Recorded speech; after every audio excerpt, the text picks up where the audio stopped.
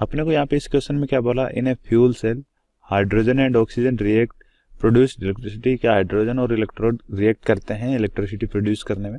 और बोला in process hydrogen gas is oxidize at anode and oxygen at cathode. की hydrogen anode पे oxidize होती है और ऑक्सीजन कैथोड पे जाती है। और बोला कि if 67.2 litre of H2 at STP react 15 minute, कि 67.2 लीटर H2 रिएक्ट करता है 15 मिनट तक।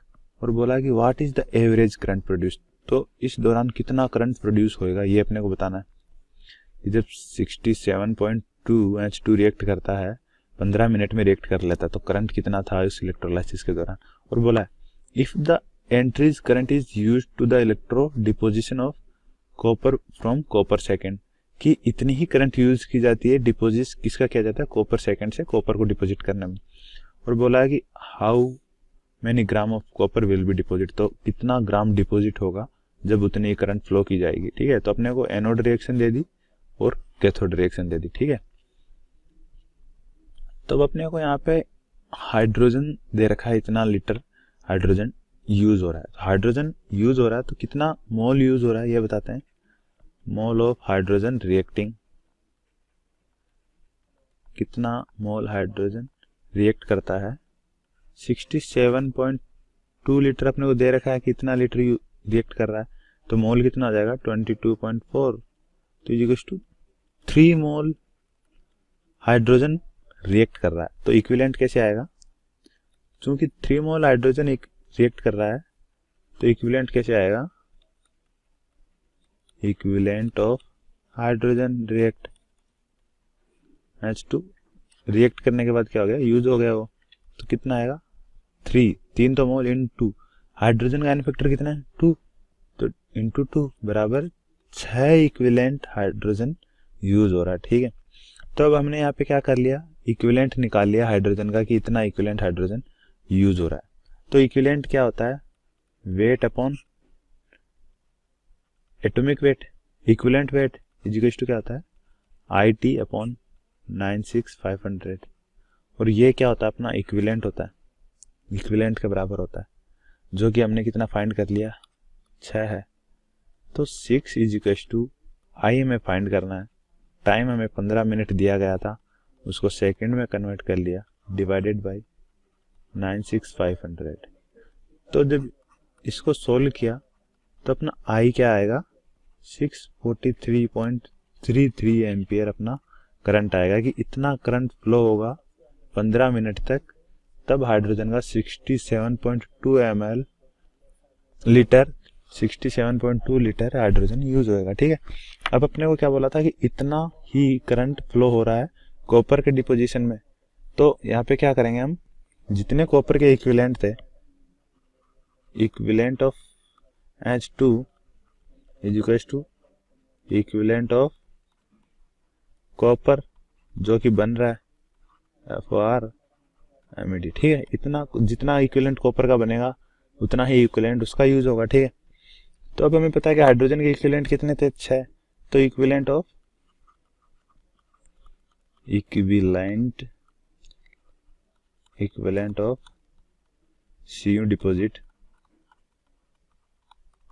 डिपोजिटेड कितने आ गए, 6 इक्विवेलेंट कॉपर के डिपोजिट होंगे। ठीक है, ये अपने को पता चल गया क्योंकि दोनों के इक्विवेलेंट बराबर होंगे, सेम करंट फ्लो हो रहा है। तो कॉपर का इक्विवेलेंट पता चल गया, तो वेट ऑफ कॉपर क्या आएगा, इक्विवेलेंट कितना 6 इनटू उसका एटॉमिक वेट डिवाइडेड बाय उसका n factor. N factor copper के लिए कितना होता है 2।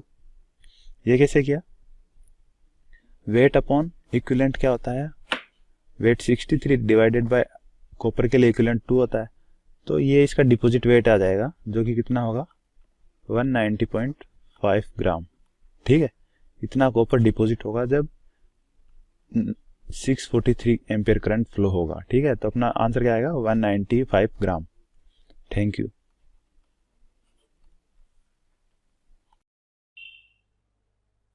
So the question here is, a 100 watt 110 volt incandescent lamp is connected in series with an electrolytic containing cadmium sulfate solution.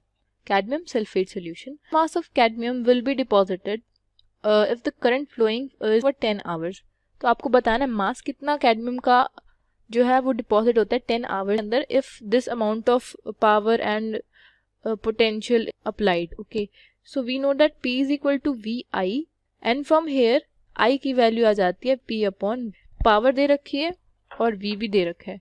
Power is 100 watts and is 110. So this is your current in amperes. Now we know that Q is equal to IT, that is amount of charge is equal to current into the time. Now the value of I is 100 upon 110, time is 10 hours. Hours को हम second में change कर लेंगे multiplying 60 into 60. So it is in coulombs. Now if we write the cathodic reaction at cathode, वो क्या होगी? Cadmium 2 positive will gain 2 electrons to form cadmium. तो cadmium का जो मोलर मास होता है वो होता है 100.4 ग्राम. तो ये 2 फैराडे से बन रहा है. ये 2 इंटू 96500 से 112.4 ग्राम डिपॉजिट हो रहा है. तो क्यू चार्ज से कितना डिपॉजिट होगा? भी 112.4 upon 2 into 96500 into the Q amount of charge, that is divided by 110 into 3600 और ये आ जाएगा आपका ग्राम में. तो जो फाइनल आंसर होगा आपका जो mass cadmium deposited it will be equal to 19.0598 grams. So this is your final answer. Thank you. Hello everyone, this is our question. Let me explain to you. A current of 3.7 amperes is passed for 6 hours between nickel electrodes in 0.5 liters of 2 molar solution of nickel nitrate. What will be the molarity of solution at the end of the electrolysis? Okay, so the electrolysis of nickel nitrate would be bringing the following changes. If we show nickel nitrate NO3 twice. Okay, so if we are talking about the electrolysis of this, then there are two reactions at the anode. There would be the oxidation. Nickel will be converted to nickel 2 plus liberation of 2 electrons would be there, and at the cathode there is gain of the electrons and formation of the nickel.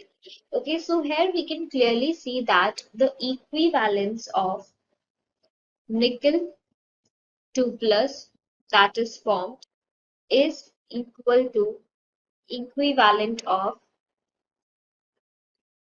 nickel 2 plus ions that are lost.